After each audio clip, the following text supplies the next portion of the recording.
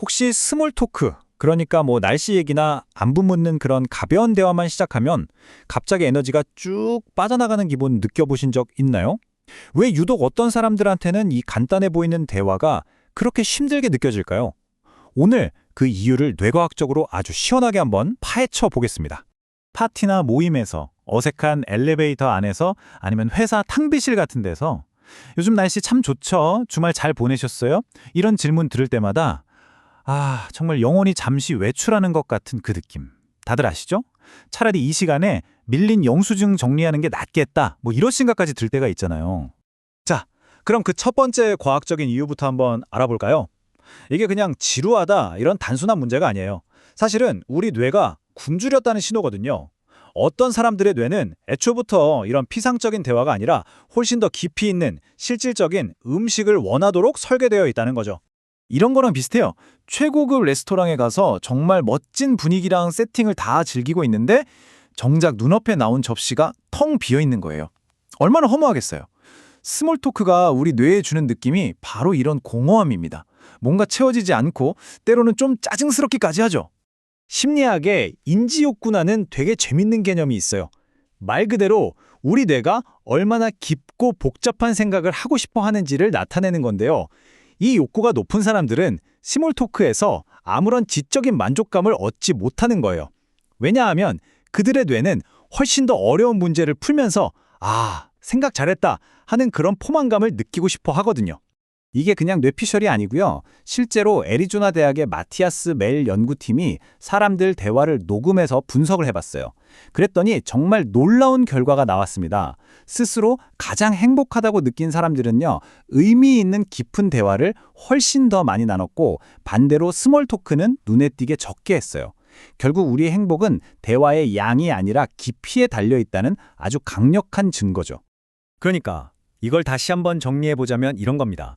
여러분이 스몰 토크를 힘들어하는 건 사회성이 부족하거나 성격이 이상해서가 아니에요.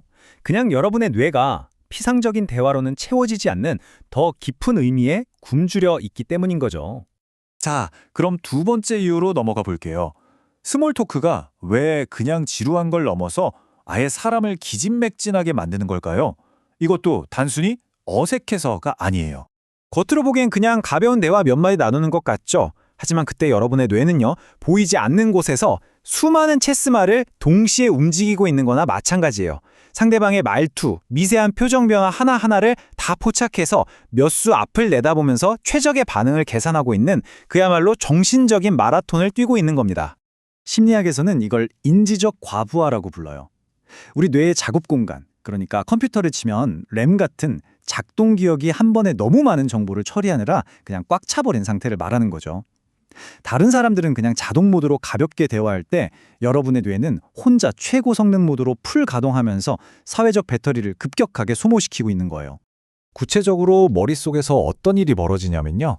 상대방 얼굴 표정부터 목소리 톤 변화까지 모든 신호를 실시간으로 분석하고요. 이 타이밍에 웃어야 하나? 언제 고개를 끄덕여야 자연스럽지? 이걸 끊임없이 계산하는 거예요. 마치 스마트폰에 수십 개의 앱을 동시에 켜놓은 것처럼요. 당연히 버벅거릴 수밖에 없죠. 그러니까 절대 스스로를 사회적으로 어색한 사람이라고 자책하지 마세요. 여러분은 그냥 인지적으로 과부하가 걸린 것뿐이에요. 오히려 그만큼 더 많은 정보를 섬세하게 처리하고 있다는 증거이기도 하고요. 자, 이제 세 번째 이유입니다. 어떤 사람들은요, 스몰 토크가 근본적으로 솔직하지 못하고 뭔가 가식적인 연기처럼 느껴져서 힘들어합니다. 프랑스 철학자 장폴 사르트르는 이걸 자기 기만이라고 표현했는데요. 정말 딱 맞는 말 같아요. 사실 별로 안 괜찮은데 네, 괜찮아요 라고 말하는 그 순간 우리는 진짜 내 자신을 아주 미세하게 배신하는 행위를 하는 거거든요. 그리고 어떤 사람들은 이 가식적인 연기 자체를 본능적으로 견디지 못하는 거죠. 한번 생각해 보세요. 정중함이라는 가면 뒤에 숨는 건 안전하긴 하죠. 일종의 방어벽을 쌓는 거니까요. 근데 이건 진짜 연결을 만들어내지는 못해요. 반면에 자신의 솔직한 모습을 드러내는 취약성은 다리를 놓는 것과 같아요. 물론 상처받을 위험도 있지만 훨씬 더 강력하고 진정한 유대감을 만들어낼 수 있죠. 따라서 스몰 토크를 거부하는 여러분은 사회적으로 까다로운 사람이 아니에요. 오히려 그 누구보다 자신의 진실성을 지키려는 아주 정직한 사람인 겁니다. 자, 그렇다면 제가 지금까지 말씀드린 이 세 가지 특성을 가진 사람들, 이들을 하나로 묶는 공통점이 과연 있을까요? 네, 있습니다. 바로 대부분의 사람들이 어색해서 못 견뎌야 하는 그 침묵을 진심으로 편안하게 여긴다는 점이에요. 이 비유 정말 기가 막히지 않나요?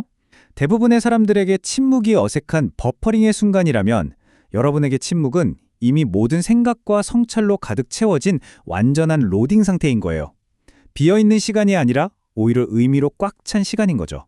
자, 이제 마지막으로 스몰 토크를 싫어하는 사람들에 대한 가장 흔한 오해를 한번 풀어보겠습니다.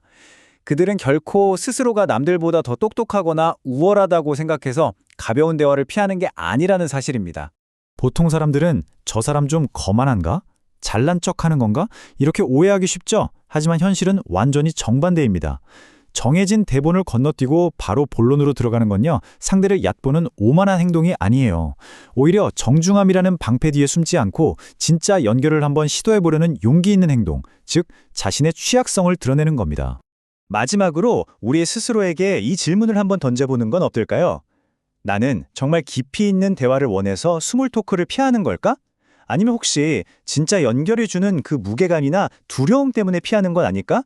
물론 둘 다 타당한 이유가 될 수 있지만요. 스스로를 정직하게 돌아보는 건 굉장히 중요합니다. 기억하세요. 여러분은 절대로 차갑거나 무뚝뚝한 사람이 아닙니다. 그저 얕은 물에 발만 담그고 있기보다는 의미로 가득 찬 깊은 바다에서 헤엄치기를 선택한 사람일 뿐입니다. 오늘부터는 여러분이 가진 그 깊이를 스스로 자랑스럽게 여기셨으면 좋겠습니다.